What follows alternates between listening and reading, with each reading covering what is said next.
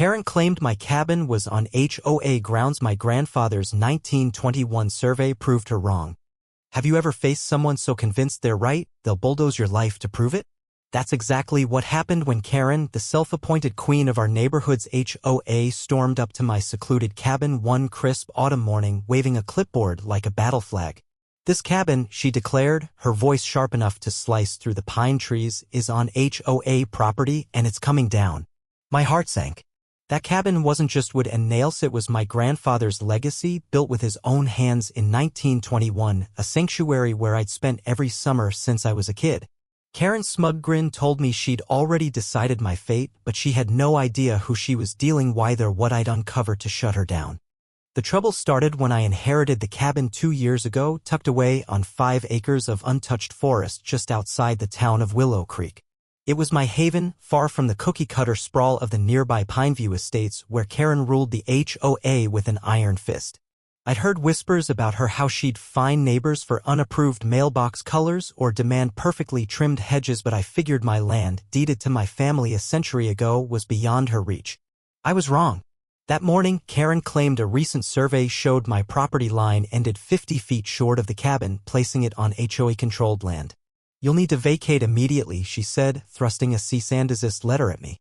"Or we'll demolish it ourselves." I stared at her, stunned. Demolish my grandfather's cabin? Over my dead body.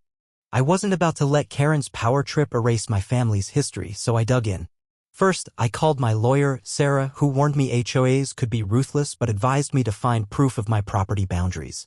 I spent days combing through county records, but the modern surveys were vague, muddied by decades of subdivisions and rezoning.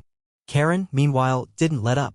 She sent emails daily, each more threatening than the last, and even had a surveyor's truck parked ominously near my driveway, staking orange flags like they were claiming my land for conquest. My neighbors in Pineview estates started whispering, some siding with Karen, others too scared to cross her. I felt like I was fighting a one-woman war. Then came the twist I didn't see coming. While rummaging through the cabin's attic, I found an old leather-bound journal tucked inside a dusty trunk. It was my grandfather's, filled with sketches of the cabin's construction and buried in the back a yellowed surveyor's map from 1921, stamped by the county. My hands shook as I unfolded it. The map clearly marked my family's 5 acres, with the cabin smack in the center, well within our boundaries. It was a gold mine, but I needed more to make it stick. That's when I met Old Man Jenkins, a retired surveyor who'd lived in Willow Creek his whole life. I showed him the map, and his eyes lit up. "This is the real deal," he said, pointing to the surveyor's signature. "I know where the original boundary markers are, iron stakes driven into the ground in 21. If they're still there, Karen's got no leg to stand on." The confrontation came faster than I expected. Karen, emboldened by her surveyor's report, showed up with a contractor and a bulldozer ready to tear down my cabin. A small crowd of Pineview residents gathered, some cheering her on, others just curious. I stood on my porch, heart pounding, as she marched toward me, demanding I step aside. "You've had your chance," she sneered. "This eyesore's coming down today." That's when I held up the 1921 map and called out to Jenkins, who'd brought a metal detector. The crowd went silent as he scanned the ground near the disputed boundary. Within minutes, a sharp beep rang out.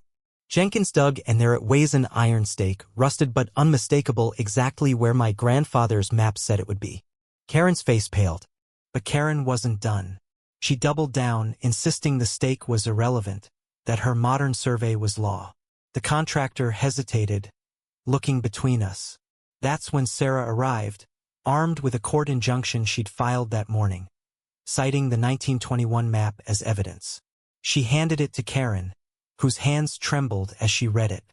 The crowd murmured, and I saw doubt creep into the eyes of Karen's loyalists. Jenkins spoke up, his voice carrying over the tension. "I've lived here 80 years, and I'll swear on my life that stake's been there since before this HOA even existed." A woman in the crowd, Mrs. Delaney, who'd clashed with Karen over her rose bush, stepped forward. "I'm tired of her bullying," she said, glaring at Karen. "This has gone too far." One by one, others nodded, turning on the HOA president they'd once feared. Karen's empire crumbled right there in the dirt. The contractor packed up, refusing to touch my cabin without clear legal backing. Sarah informed Karen that the HOA's survey was now under review for fraud as it suspiciously ignored historical records. The crowd dispersed, but not before Mrs. Delaney and others started talking about a petition to oust Karen from the HOA board. By evening, ex-posts from Pineview residents were lighting up, exposing Karen's years of petty tyranny, fines for kids' lemonade stands, threats over holiday decorations. The next day, Karen resigned, citing personal reasons, but everyone knew the truth: her reign was over. My cabin stood untouched, a quiet testament to my grandfather's foresight. Standing on my porch that night, the forest whispering around me, I felt a weight lift.